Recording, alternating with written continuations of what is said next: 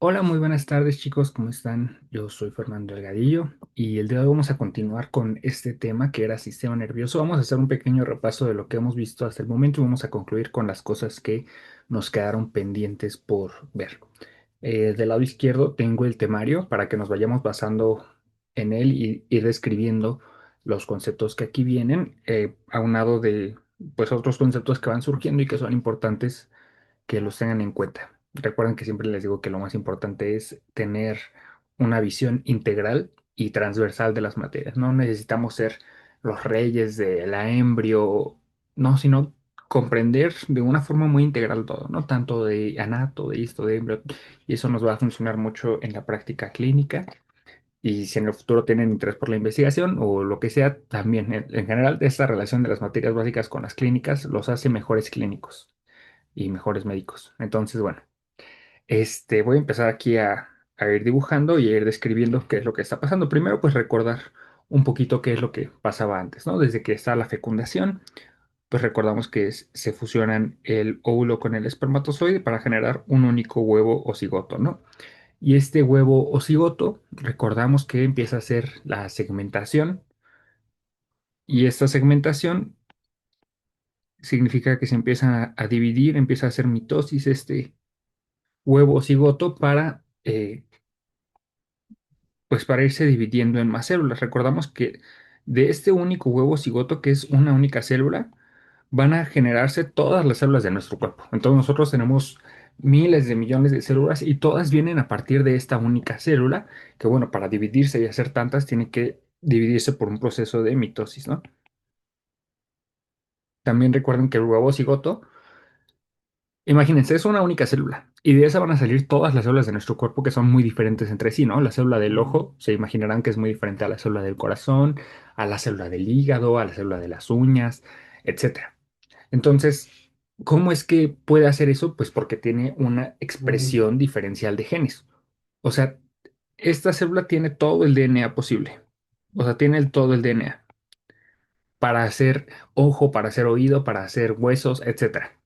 ¿Qué es lo que va a pasar? Que conforme se vaya diferenciando, va a expresar esos genes de ojo y va a silenciar a todos los demás.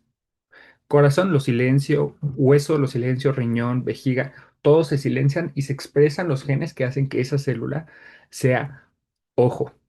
Entonces, a esta capacidad de que una célula pueda diferenciarse en todos los tejidos, pues se conoce como totipotencialidad. Entonces es la célula totipotencial y conforme se va diferenciando esta célula, pues va perdiendo esta capacidad de diferenciarse. Entonces ya una célula del ojo no puede transformarse en una célula del corazón porque ya está muy diferenciada. Entonces ya está diferenciada. Entonces de totipotencialidad va migrando hacia pluripotencialidad, multipotencialidad y ahora sí ya se hace eh, una célula diferenciada, ¿vale? Entonces, bueno, em, ok. Es importante recordar que, bueno, durante este proceso de segmentación, si ven que el ovocito estaba rodeado de una zona pelúcida, que la zona pelúcida es muy importante porque, eh, bueno, la va a tener que penetrar el espermatozoide para poder acceder al ovocito. Entonces va a fungir como una barrera que previene la polispermia. Entonces, si no estuviera la zona pelúcida, todos los espermatozoides llegarían al óvulo o al ovocito. Entonces la zona pelúcida es una barrera de proteínas que evita justamente eso, ¿no? Entonces, este huevo cigoto, mientras hace segmentación, sigue rodeado de la zona pelúcida.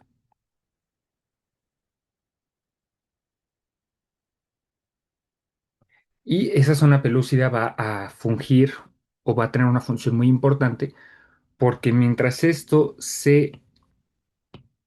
recuerden que la fecundación, pues sucede aquí en la ampolla, ¿no? Mientras va migrando desde la ampolla hacia la porción superior del útero, que es donde ocurre la implantación, esta es la ampolla, y aquí sucede la implantación, tiene que ir protegida o protegido este huevo cigoto para evitar que se implante antes. Entonces, esa es la función de la zona pelúcida.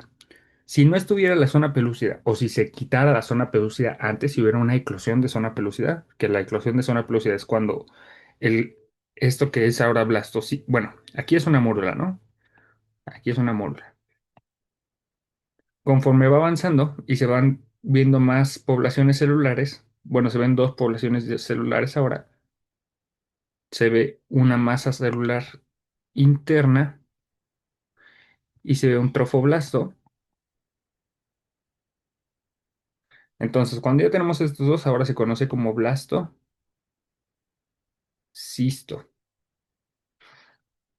El blastocisto es el que hace eclosión de zona pelúcida, o sea, se sale de la zona pelúcida y ya que está fuera de la zona pelúcida, ahora sí se puede implantar. Entonces, ¿qué pasaría si no hubiera zona pelúcida o si hace eclosión de zona pelúcida antes de tiempo? Entonces se puede implantar en la trompa o en la tuba uterina. Puede implantarse aquí, raramente puede implantarse más arriba, ¿no? Como en el hígado, puede implantarse en el estómago, en cualquier área pélvica. Y entonces eso nos llevaría a una implantación anómala, o sea, una implantación rara o diferente, que se conoce como embarazo ectópico,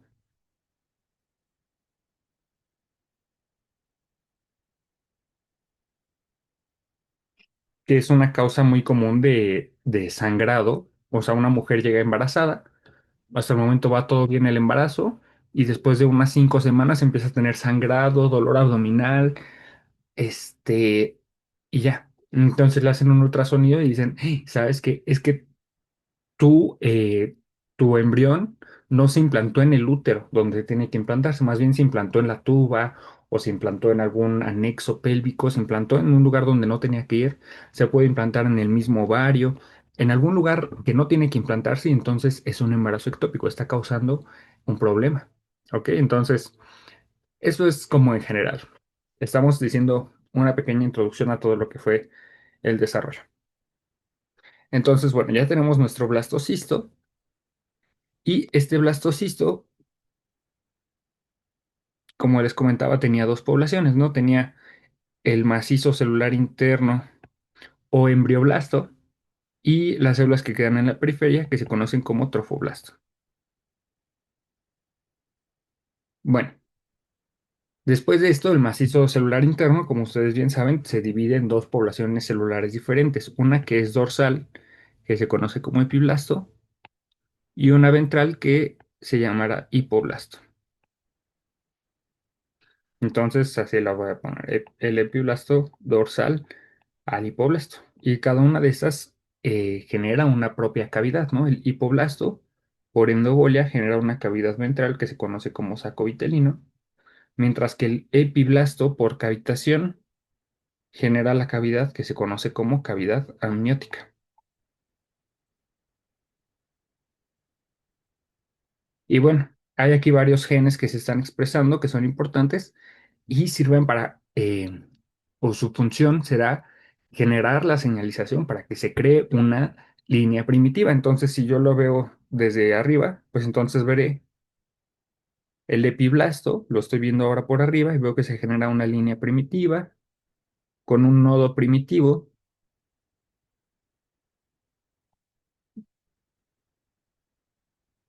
y las membranas, ¿no? Tendremos una membrana bucofaringea y una membrana cloacal, que generarían respectivamente en un adulto, pues la membrana bucofaringea, el orificio de la boca, y la membrana cloacal, el orificio del ano. Entonces, ¿qué pasa? Empieza el proceso de gastrulación. Esto quiere decir que las células del epiblasto, que todavía tienen una alta potencialidad, empiezan a migrar a través de la línea primitiva y a generar las tres capas embrionarias. A todo este proceso se le conoce como gastrulación, en donde a partir de dos capas celulares, que son el epi e hipoblasto, generamos a partir en especial del epiblasto tres capas embrionales. Entonces, del epiblasto empiezan a migrar unas células, después otra oleada de células y hay unas células que no migran. Entonces, las células que migraron primero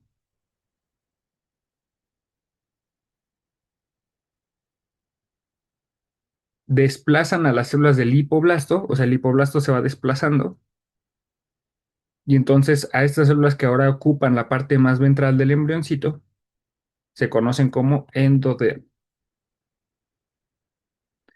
Después, las células que migran en una segunda oleada y quedan por arriba de las del endodermo, pues se conocerán como mesodermo. Y las células del epiblasto que no migraron a través de la línea primitiva y se quedaron por aquí encima de la línea primitiva, o más bien que se quedaron en el epiblasto, son células del epiblasto que no migraron. No migraron. Entonces se conocerán como ectodermo. ¿Y esto en base a qué? O sea, ¿por qué es que se llama ectomesobuendo? Bueno, si ustedes ven, o sea, ahorita estamos viendo, ahorita la forma del embrión es una forma, eh, digamos, una forma plana. De hecho, este embrión se llama embrión trilaminar, es un embrión que está en láminas. ¿Qué es lo que pasa? Cuando, y voy a intentarlo dibujar así, o voy a intentar representarlo con, que ahorita, miren, con este reloj. Ahorita es un embrión laminar, así son láminas. Por arriba el ectodermo, después voy a poner aquí el mesodermo y por abajo de todo está el endodermo. Son tres láminas. ¿Qué pasa? Cuando el embrión se pliega y se pliega, lo que queda más al centro, si ven que nosotros, un humano, si yo me paro, yo soy muy largo, muy largo, muy largo, a diferencia de qué tan ancho soy. Entonces los humanos tenemos una forma de cilindro, ¿no? Somos muy, muy largos y muy poquito anchos. ¿Qué pasa? Cuando el embrión, de ser así, plano, se pliega sobre sí mismo, es ahí donde adquiere su forma de cilindro. Bueno, con esta hoja lo voy a ejemplificar mejor. Tenemos al inicio una forma plana, ectodermo, mesodermo y abajo endodermo. Cuando el embrión se pliega, ahora ya tiene la forma de cilindro, de forma que el ectodermo quedó por afuera y el endodermo quedó por adentro, y en medio el mesodermo. ¿Esto qué explica? Que el ectodermo, miren, como si lo plegara así yo, y esto es un tubo, ¿no? Así. Si plegara así a un humano, por afuera queda el ectodermo, y entonces uno diría, no, pues hace lógica que lo que quede por afuera del humano, pues es la piel.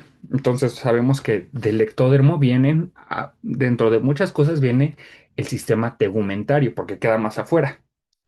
¿Qué es lo que queda dentro del humano, que forma el endodermo? Todo el sistema digestivo que queda muy adentro, ¿no? Entonces el esófago, el estómago, los intestinos, ¿sí? Y el sistema respiratorio, los pulmones que también quedan muy adentro. Y entonces lo que queda en medio sería el mesodermo, que formaría entonces lo que queda en medio. Entonces el músculo, el corazón, el sistema urogenital, etcétera, ¿no? Entonces ya vamos viendo qué deriva de cada parte del embrión trilaminar. Entonces, algo así más o menos, así es el embrioncito, ¿no? Si yo lo siguiera dibujando para aquí adelante, es que le dan la forma del embrioncito que ven siempre en los libros, así más o menos, ¿no? Entonces, y todo va a tener más o menos esta configuración, donde lo que queda más en la periferia, pues será lo del ectodermo, después mesodermo y después endodermo. Ahora, qué es lo que ahorita vamos hacia allá? Del ectodermo, yo les estoy diciendo que se originan el sistema tegumentario, y es cierto, ¿no? La piel, las uñas, el pelo, todo esto se origina de lo que es el ectodermo, porque queda más periférico. Pero del ectodermo sucede algo muy interesante. Voy a borrar este dibujo de aquí arriba para poderlo representar nuevamente. El ectodermo no solamente tiene la capacidad de formar sistema tegumentario, sino que el ectodermo es también capaz de formar sistema nervioso. Todo el ectodermo es capaz de formar sistema nervioso. Ojo, tiene la capacidad de hacerlo, sin embargo no lo hace. ¿Por qué? Porque expresa todo el ectodermo, expresa BMP4, ¿no? Entonces, ¿qué es lo que pasa? Voy a volver a representar este pequeño esquemita que me gusta ver otra vez. Ectodermo, mesodermo y endodermo.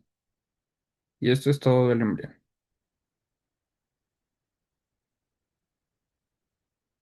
Tanto para arriba, que decíamos que aquí sí están viendo cómo miren hacia arriba, el endodermo, pues por adentro estaría aquí la cavidad oral.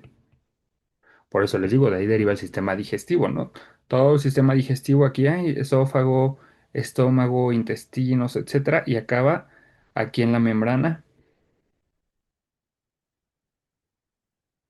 cloacal que dará después pues al ano. Bueno, el sistema nervioso se forma también a partir del ectodermo. Vean cómo el ectodermo, que tiene la capacidad de hacer este sistema nervioso en la parte del centro, si ven que el mesodermo se divide en varios tipos de mesodermo, ¿no? Si yo lo dibujara aquí, diría mesodermo axial, mesodermo paraxial, después mesodermo intermedio o urogenital y mesodermo lateral, somático y esplácnico. Y el mesodermo axial se conoce como notocorda.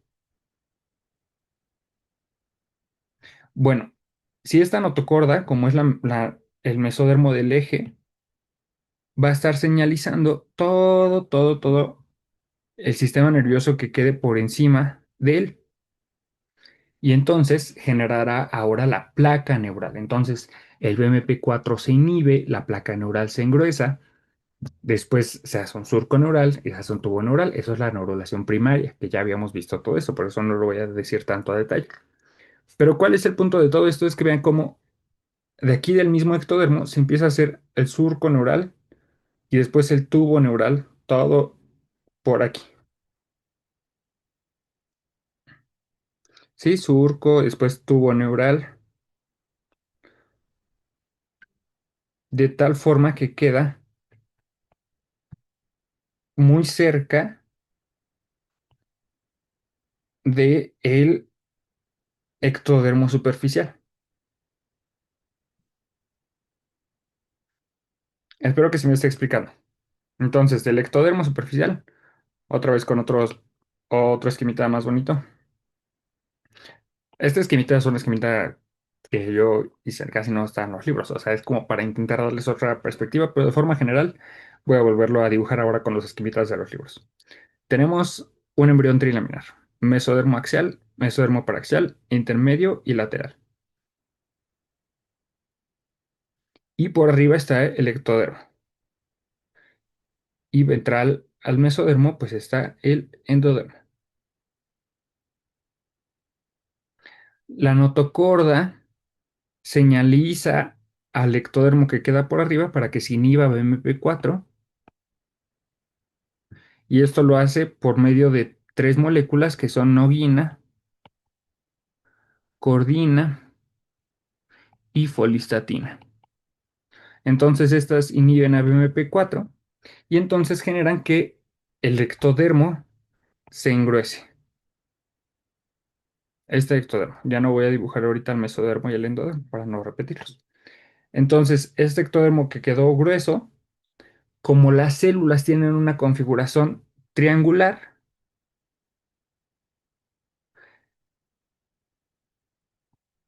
para intentar mantenerse juntas tienen que caer. Entonces, empiezan a hacer esto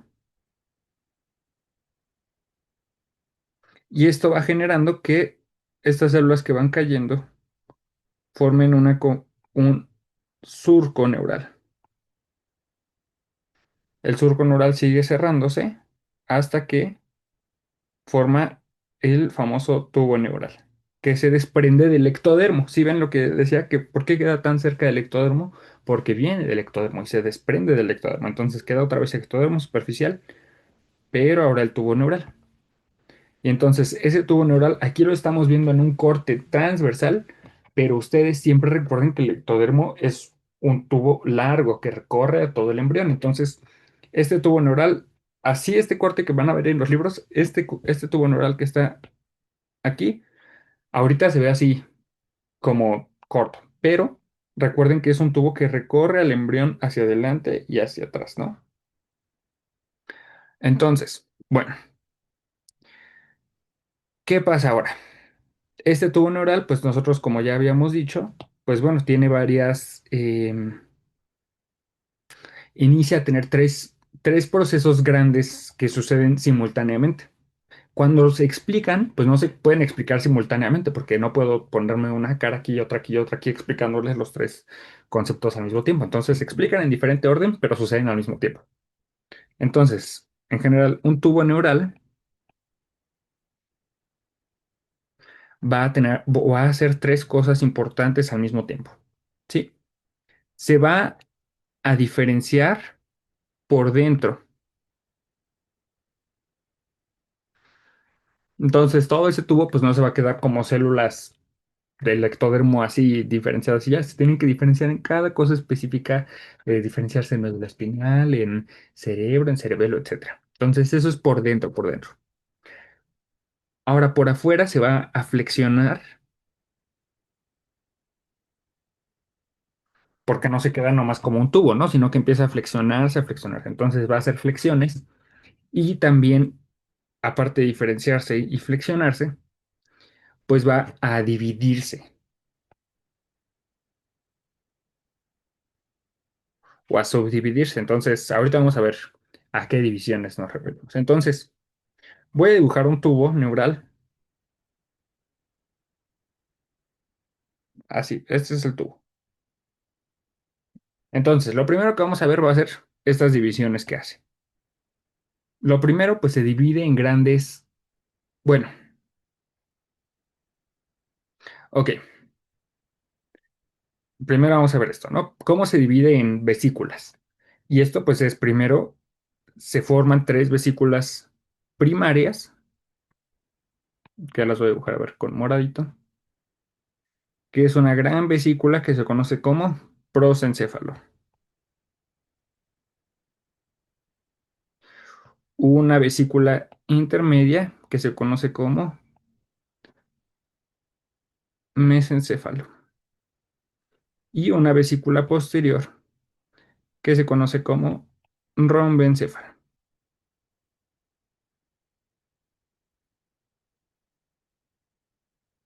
Y todo el resto del tubo neural, pues formará a la médula espinal.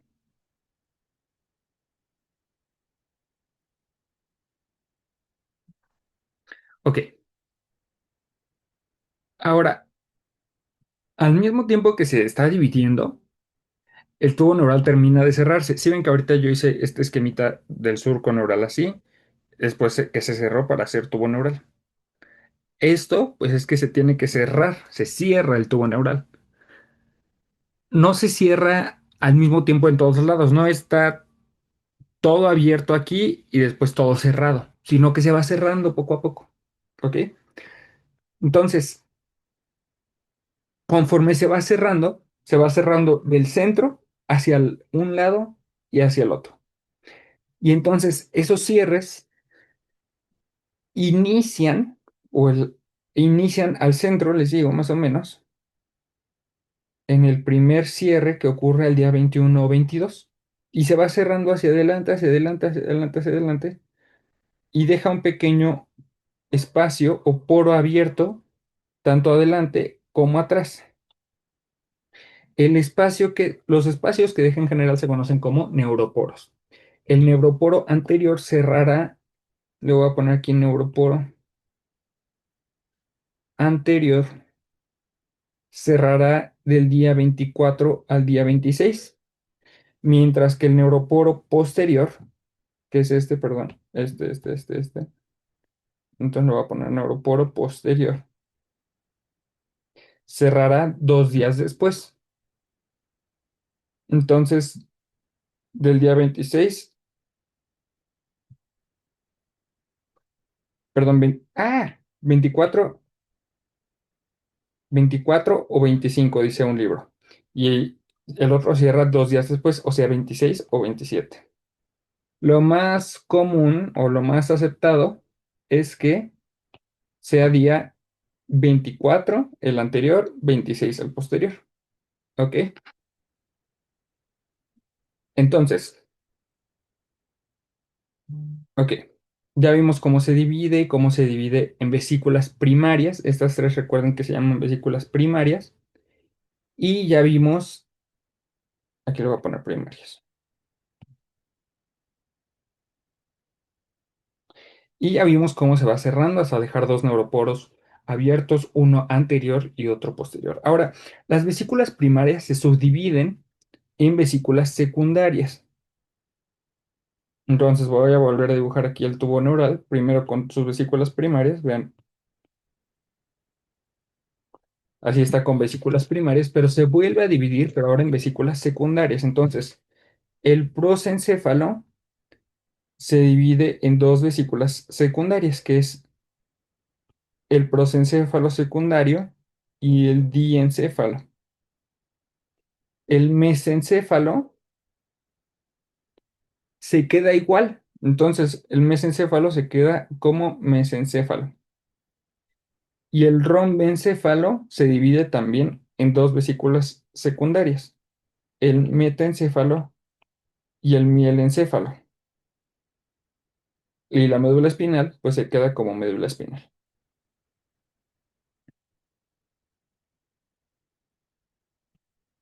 Entonces, aquí yo les preguntaría, ¿cuál es la única vesícula primaria que no se divide en vesículas secundarias?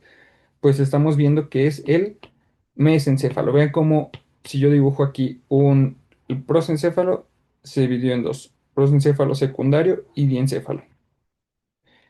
El rombencéfalo se dividió en dos vesículas secundarias, el metaencéfalo y el mielencéfalo. Pero el mesencéfalo se quedó como mesencéfalo. Entonces es la única de las de las tres vesículas primarias que no se divide. Y la médula espinal, pues no es una vesícula como tal, es solamente vesícula espinal. Vesícula, perdón, médula espinal.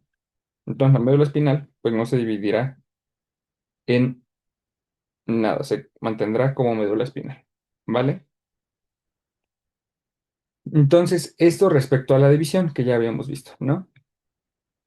Entonces, aquí vamos viendo, ¿no? Describe la formación de las vesículas secundarias, ya sabemos de dónde se formó a partir de cada una. Ahora, las curvaturas del tubo neural es a lo que yo me refiero cuando les digo que ocurre también una flexión del tubo neural. Este tubo neural, pues no se queda extendido de esta forma, ¿no? Sino que se va flexionando.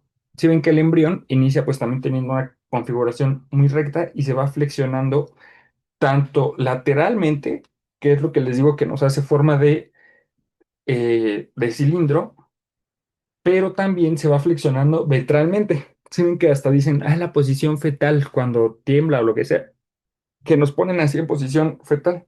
Entonces, el feto, desde el embrión, se flexiona de esa forma, y esa forma, que le dicen que tiene forma en C, o sea, la cabecita y así los piecitos bien pegados, esa forma, pues lo tienen que adquirir la mayoría de los sistemas. Entonces, el sistema nervioso no se queda así, sino que se flexiona también.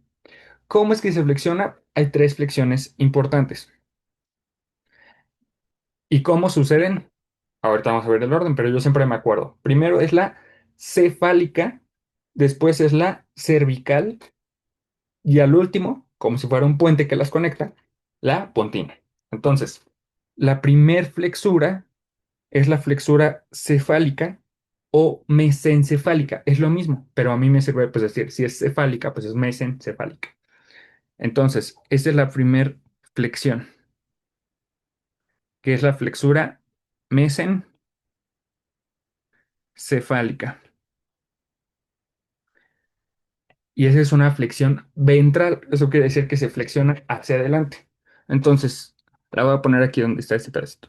De aquí se flexiona hacia adelante el mesencéfalo. Entonces voy a volver a dibujar aquí mi tubito neural, pero ahora flexiona prosencéfalo, diencéfalo, mesencéfalo flexionado. Vean cómo aquí ya lo puse flexionado, ¿no? Entonces, uno, la mesencefálica. Después metencéfalo, mielencéfalo y médula espinal. Entonces, esa fue la primera flexura. ¿Cuál es la segunda flexura? La flexura cervical, decíamos, ¿no? Cefálica, cervical, segunda. ¿Dónde ocurre la flexura cervical? Aquí, miren, entre el mielencéfalo y la médula espinal. Entonces, esta es la segunda, que es una flexura cervical. ¿Y hacia dónde es? También es hacia adelante. Entonces, vean cómo ahora se flexionó un ser cefálica, después cervical, también hacia adelante. Entonces, esta va hacia acá. Entonces, ahora ocurre así. Entonces, allá vemos. Uno, mesencefálica. Dos, cervical.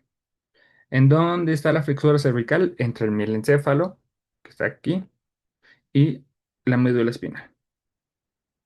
¿Cuál es la última de las flexuras? Decíamos como si fuera un puente entre las dos, la flexura pontina, que ocurre entre el metencéfalo y el mielencéfalo. Esa es la flexura tercera, que es la flexura pontina. ¿Qué es lo que es característico de esta flexura? Es que las otras dos fueron ventrales. Esta es una flexura dorsal. Entonces, esta no va a ser hacia allá, no, sino que va a ser hacia atrás. Entonces, esa es la tercera flexura, que es la flexura pontina. De tal forma que nos queda prosencéfalo secundario, diencéfalo. Después la primera flexura, que es la mesencefálica. Después metencéfalo hacia adelante. Y ahora viene la segunda, bueno, es la tercera flexura, que es la flexura pontina, hacia atrás. Ven, hacia atrás, hacia atrás, hacia atrás, hacia atrás. Y después, ahora viene en orden de aparición, pues sería la segunda flexura, que es la cervical, otra vez hacia adelante. Y entonces ahí ya tenemos nuestras tres flexuras, ¿no? La dos, la cervical, y la tres, que es esta flexura que se ve aquí, miren, o sea, que es la flexura pontina. ¿Ok? Entonces ya vimos cuáles son nuestras flexuras, que ya vimos, ok. Ahora, además de esto que estamos viendo, mira, ¿qué nos dicen? El, el papel del organizador es Nico, y ahorita esto tiene mucho que ver con esto que estamos viendo, entonces déjenme borro esto.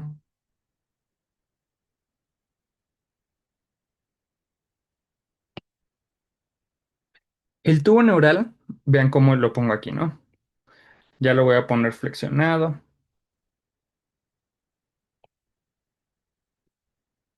Y vean cómo más o menos tiene forma de tres, ¿no?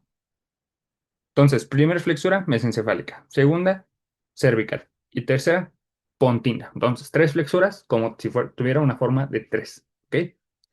Entonces, el tubo neural, ustedes me van a decir, pero esto está sucediendo bien temprano en el desarrollo, en la tercera semana o cuarta, ¿no? Cuarta, quinta.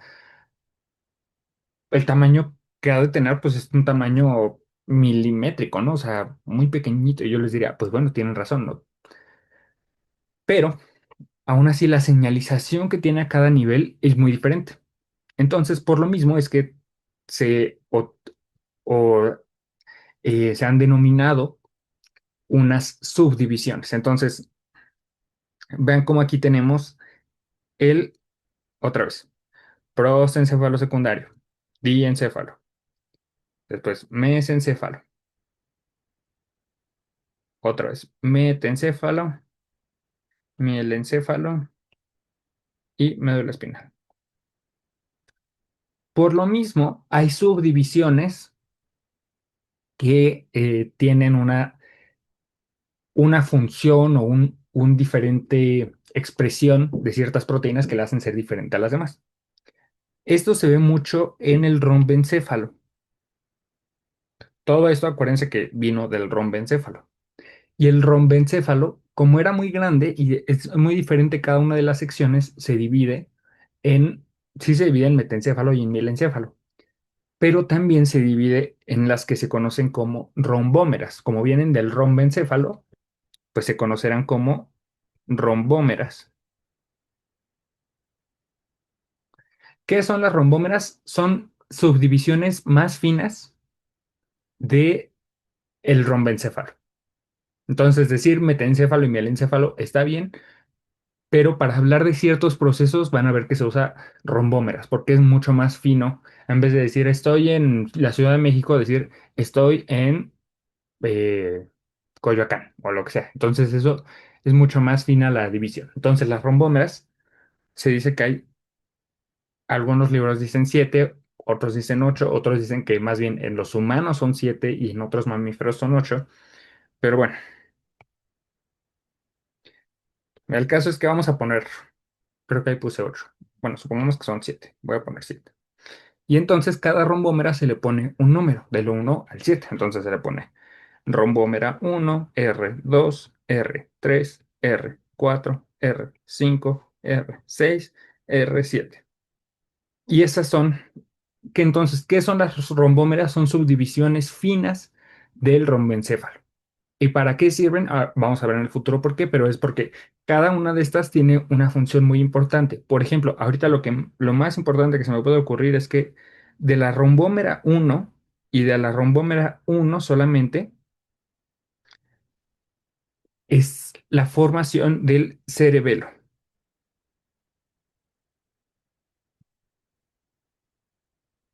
Entonces, todo el cerebelo se origina a partir de la rombómera uno, nada más. ¿Ok?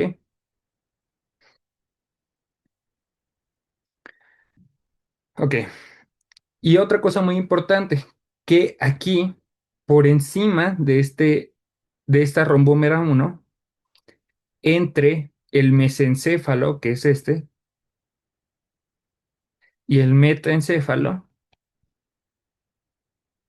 está una región de células muy importante porque tiene una señalización característica que esta región de células se conoce como organizador ísmico. Y ustedes me van a decir, bueno, Fer, ¿y por qué es importante este organizador ísmico? Bueno, el organizador ísmico es muy importante porque estas células tienen una alta señalización de un factor que es el factor de crecimiento de fibroblastos número 8.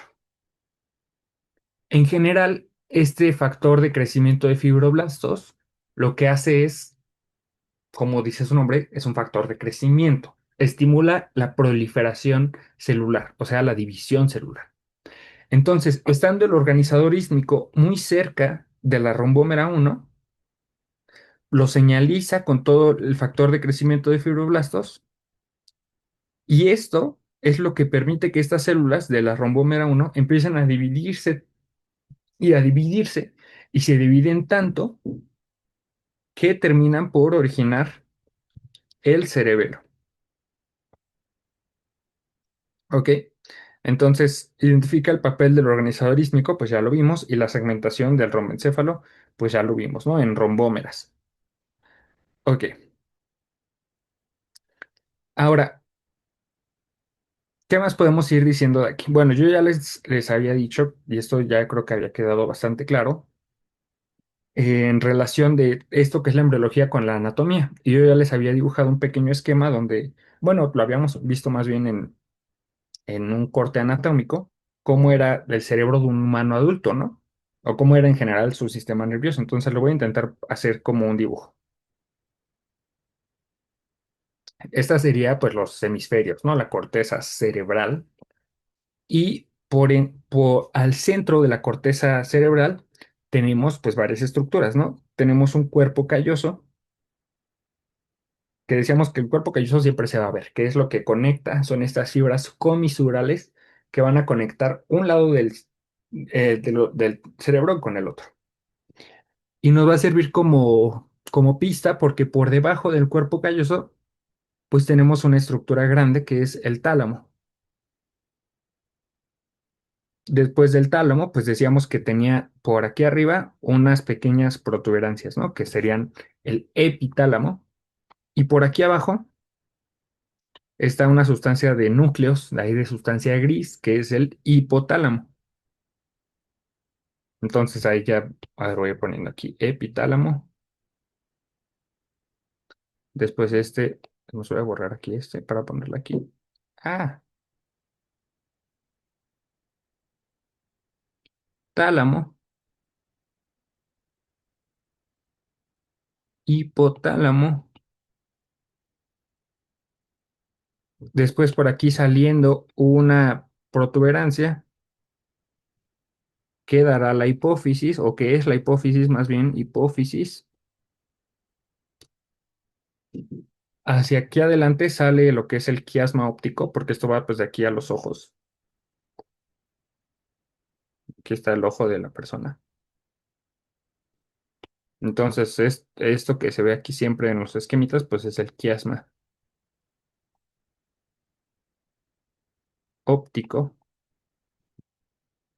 Y ya del tálamo se comunica hacia abajo, esto se ve aquí, siempre se ve.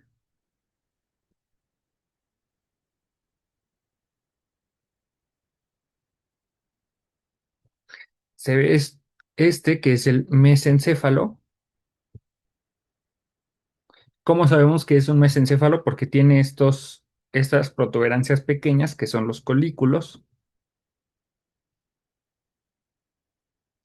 Por abajo siempre vemos esta protuberancia, que justamente como es una protuberancia se conoce como protuberancia o puente de Barolio, o puente, más bien puente, antes se le decía puente de Barolio, pero ahora no, más bien nada más puente. Y por abajo la médula oblongada. Y siempre pues esto viene cubierto en lo que es el cráneo, ¿no? Este es el cráneo de la persona.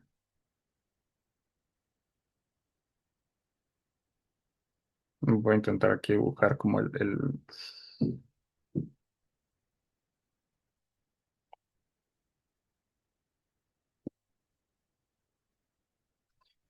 ok. Y por aquí abajo, pues ya estaría lo que es la médula espinal. Y ya habíamos visto nosotros, pues, la relación que tenía esto con entre la anatomía y la embriología, ¿no? Decíamos, si yo pues, pudiera nombrar los nervios craneales y dónde se localizan, pues decíamos, no, pues aquí está la nariz. Y de la nariz migran las fibritas de la nariz y llegan aquí al bulbo olfatorio, directo eh, a la corteza olfatoria. Entonces, lo que está más arriba, el nervio craneal que está más arriba es el nervio olfatorio, directo hacia la corteza, ¿no? Hacia la corteza cerebral. Después, el segundo nervio que está más arriba, pues vean cómo es el nervio óptico, ¿no? Que aquí viene del ojo y llega directo a hacer ahí varios relevos. Entonces, el segundo nervio que está más arriba, pues decíamos es el nervio óptico. Después, viniendo desde aquí del mesencéfalo para mover los ojos, pues vienen los otros nervios, ¿no? Que es principalmente el tercero y el cuarto nervio, que van a dar el movimiento de los ojos, ¿no? Los oculomotores. Desde aquí del puente van a salir todos los nervios, o los que tienen cinco, ¿no? Decíamos. Va a salir el quinto par craneal, que va a dar la sensibilidad de la cara y va a dar el movimiento de los músculos de la masticación, ¿no? Del macetero, de los pterigoideos mediales y laterales, por su rama 5-3. También va a salir pues el sexto nervio craneal que va aquí al músculo recto externo de los ojos. Entonces, el 6. Y el 7, ¿no? Que va a dar el movimiento de los músculos faciales. Bueno, 7. Y ya más aquí abajo, en la médula oblongada, decíamos, bueno, es muy importante la médula oblongada porque ahí va a estar el control cardiorrespiratorio, ¿no? Entonces, en la médula oblongada van a, eh, van a salir de ahí y van a llegar también ahí nervios muy importantes que decíamos los que tienen X, ¿no? Va a ir el 9, el 10, el 11 y el 12. El 12, pues qué bueno que va a ir a la lengua, porque es el hipogloso, entonces va a ocasionar el movimiento de la lengua. El 11, que es el nervio accesorio, que va a mover aquí los músculos del cuello. El 10 que va a sacar información y va a traer información también, ¿no? Porque, ¿qué información va a sacar? Pues va a sacar toda la información del peristaltismo, va a generar, sacar información visceral, ¿no? Va a sacar información de qué tan rápido está latiendo el corazón, si tiene que latir más lento. Esa información va a sacar. ¿Qué información va a llegar al nervio vago? Pues va a llegar información de, por ejemplo, cuando comimos, si ya comimos y se distendió el intestino o el estómago, eso, esa información va a llegar al nervio vago y entonces va a ejercer una respuesta. Entonces, este es el nervio vago porque justo anda por todos lados, ¿no? Del cuerpo. Tiene relación con el sistema digestivo, con el sistema cardiovascular, etcétera. Y lo mismo con el 9, ¿no? Que también va a ayudar a mover ciertos músculos de la faringe. Entonces, todos estos 9, 10, 11 y 12 son de la médula oblongada. Y decíamos, bueno, si nosotros pudiéramos ver o analizar esto, pues diríamos, pues no es coincidencia, ¿no? Todo esto tiene su base a partir de la embriología. Vemos cómo entonces del prosencéfalo secundario, ¿qué nervio se originará? Pues el primer nervio craneal. Del diencéfalo se originará segundo nervio craneal. Del mesencéfalo, tercero y cuarto nervio craneales. Del metencéfalo, los que llevan 5, que es 5, 6, 7 y 8 nervios craneales. Y del mielencéfalo, los que llevan X, o sea, 9, 10, 11 y 12. Y decíamos que era muy importante también saber, eh, ok, la clasificación que ya les había comentado, ¿no? ¿Cómo se clasifican los nervios craneales? Pues depende. Si la información sale, será eferente. Si la información entra, entonces será aferente. Y decíamos, por ejemplo, vamos a ir primero con la información que sale, la eferente. La información que sale, pues podía salir, como decíamos, hacia los músculos. Entonces, si sale hacia los músculos, entonces será eferente somática, a excepción de si va a músculos derivados de arcos faringeos. ¿Cuáles son los músculos derivados de arcos faringeos? Derivado del primer arco faríngeo, músculos de la masticación. Entonces, ese es eferente visceral especial. Arcos faringeos, visceral especial. Entonces, ¿cuáles son derivados de arcos faringeos visceral especial? Los que van a músculos de la masticación, que vienen de primer arco faríngeo, visceral especial. Músculos de la expresión facial, segundo arco faríngeo, visceral especial. Músculos de la faringe y laringe, tercero y cuarto arcos faringeos, visceral especial. ¿Ok? Eso es información que sale. ¿Qué información entra, por ejemplo? Información sensitiva de la cara. Entonces será aferente, somática, porque no hay nada, somática general. Información las vísceras, pues entonces será aferente, visceral, general. Información del gusto, información del ojo, información del oído, aferente, especial, porque viene de los órganos de los sentidos. ¿Ok? Esa clasificación ya la habíamos visto, solo la estoy como que trayendo así, pero bueno, recuérdenlo y recuerden lo que habíamos visto al respecto. Ok, entonces, ok,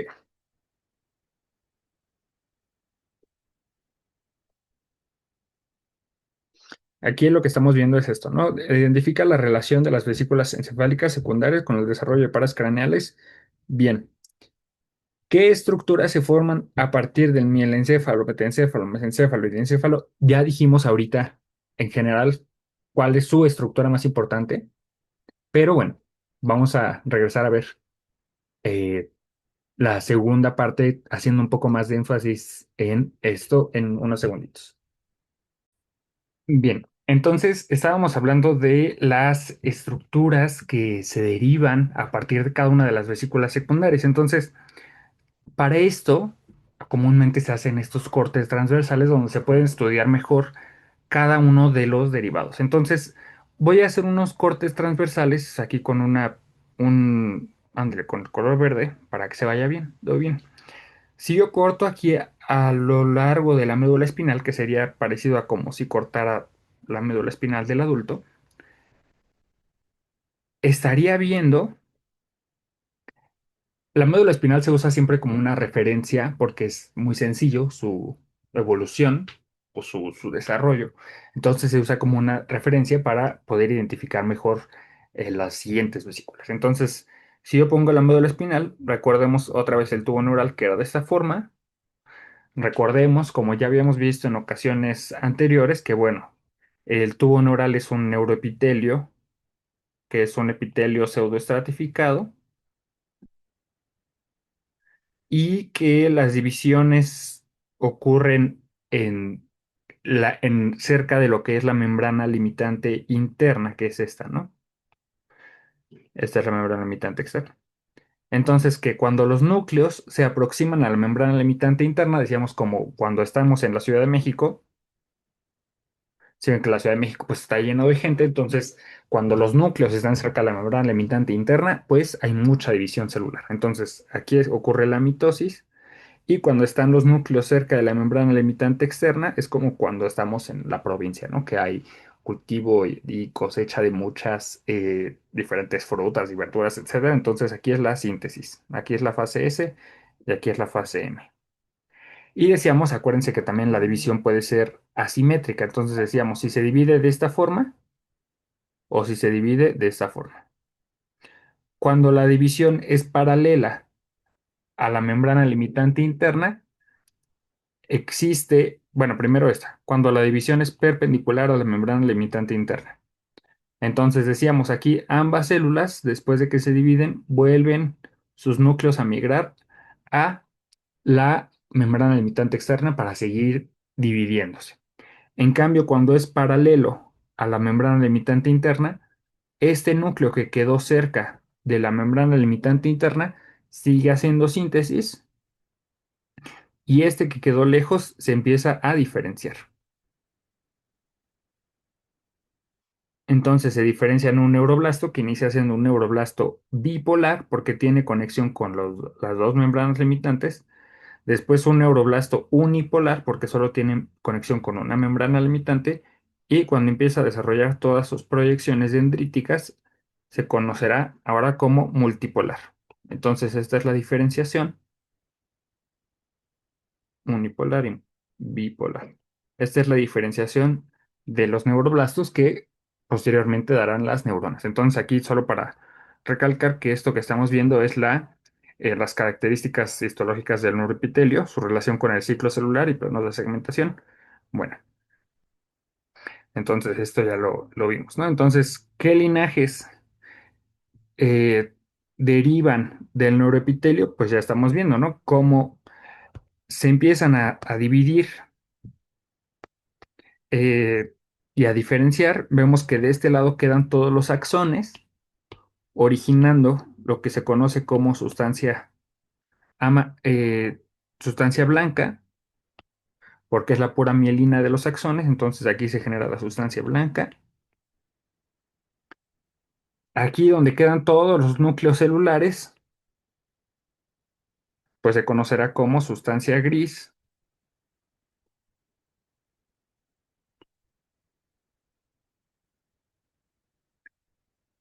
Y entonces, a partir de esto, vemos las tres diferentes zonas del tubo neural. Vemos que tienen una zona Voy a dibujar otro tubo neural porque ya está aquí muy, muy lleno todo esto. Lo voy a dibujar aquí arriba.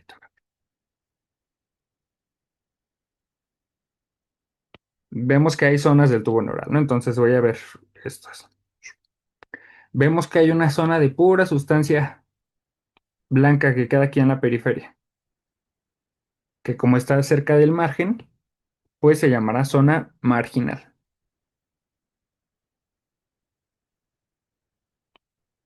Una parte que queda aquí al centro, al centro, al centro, bueno, perdón, o sea, aquí en medio, que se conocerá como zona del manto. Y una que queda muy cerca, que se conocerá como zona ventricular o ependimaria. Entonces, ¿qué pasa? Pues empieza, después de que se diferencian las neuronas, se diferencian las células gliales. ¿Qué células gliales habrá aquí en la zona marginal donde hay muchos, muchos axones? Pues aquí habrá oligodendrocitos, que son las células gliales que mielinizan a los axones. ¿Qué células gliales habrá aquí donde están todos la sustancia gris, los cuerpos o somas neuronales? Pues aquí estarán los astrocitos para darle soporte a estos cuerpos neuronales. Todas las funciones que hacen los astrocitos, ya ven que también son fagocíticos, etcétera, que van a ayudar a la recaptura de los neurotransmisores, todo eso. Entonces, ¿qué células gliales en en la zona del manto? Pues los astrocitos. En la zona marginal, los oligodendrocitos. Y en la zona ventricular o ependimaria, pues se diferencian las células ependimarias,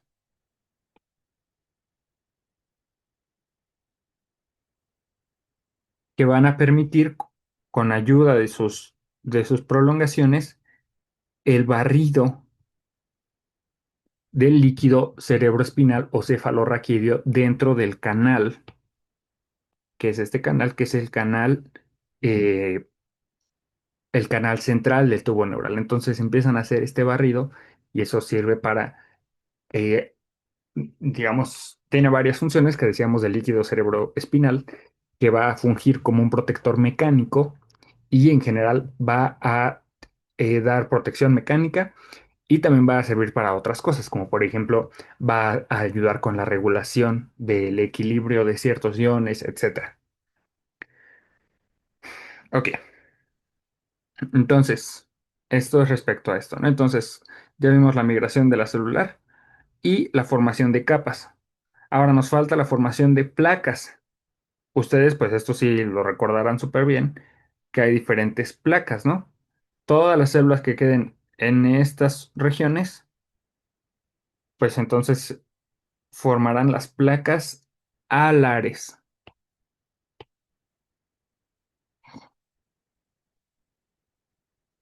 Las que queden aquí más ventrales formarán a las placas basales. Y hay dos placas especiales, que es la que queda aquí, que será la placa del techo, y la que quede muy ventral, que será la placa del piso. Entonces aquí techo y placa del piso. ¿Ok? Entonces esa es la formación de placas dentro del tubo neural. ¿Vale? Ahora, bueno, esto lo vamos a dejar hasta aquí para este primer video. En el segundo video vamos a acabar de decir cuáles son los derivados más específicos que ya los hayamos visto, pero bueno, vamos a regresar a eso y vamos a ver el canal o la formación del canal central y las diferentes ventrículos, ¿vale? Y bueno, vamos a ver lo de efectos de cierre de tubo neural y esto que va en mucha relación con este punto, ¿no? Entonces, ver qué se deriva de cada uno de del- de las vesículas secundarias y ver cómo lo hace, etcétera. Muy bien. Entonces, bueno, por una primera edición, esta es la primera parte del video. Cualquier duda o pregunta, pues quedo a sus órdenes y muchas gracias.